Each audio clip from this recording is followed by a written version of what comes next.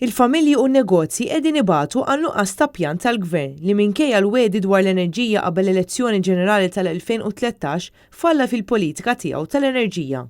Hekk sostna l-kap tal-Partit Nazzjonalista Adrian Delija waqt intervista fuq Net FM.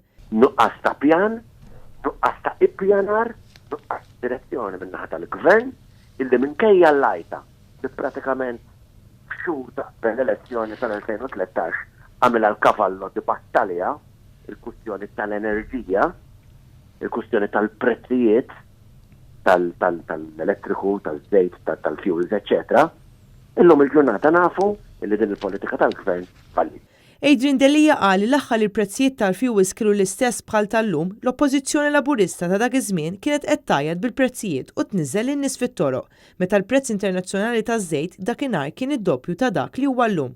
Dan meta l-istatistika turi li l-prezz internazzjonali taż-żejt kellu l-akbar daqqa l-isfel f'dawn l-aħħar 4 snin.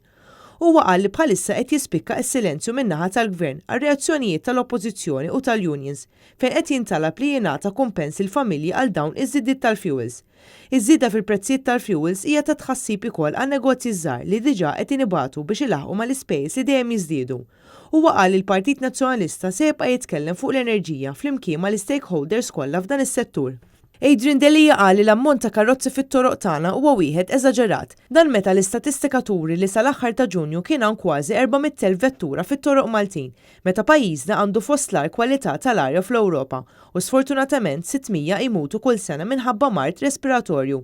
Adrian Delija qal li jeħtieġ li jkollna sistema tat trasport tal-massa li tkun effiċjenti, puntwali u bħarsin sħiħ tal-ambjent.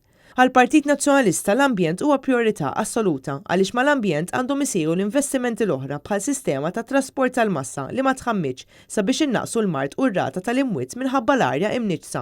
L-ambjent huwa priorità. U ħanibqgħu ninsistu fuq għadi.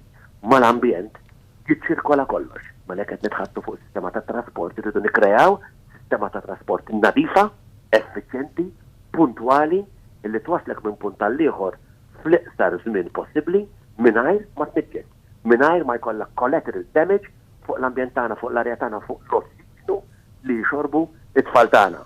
Biex bekk innaqsu il-mortalità, ir-rata tal-mortalità, innaqsu il-mart, ikollna trasport effiċjenti u jkollna benessere għejxin aħjar. Il-kap tal-Partit Nazzjonalista tkellem dwar ir-riforma fih dan il-partit immexxija minn Lewis Galea u qal li l-Partit Nazzjonalista se jkun qed iqajjem iżjed għarfien fost id-deputati, il-kunsillieri, il-membri u kull min jimmilita fil-partit dwar kif jintużaw bl-aħjar mod il-mezzi soċjali, dan biex il-kritika tibqa' waħda kostruttiva.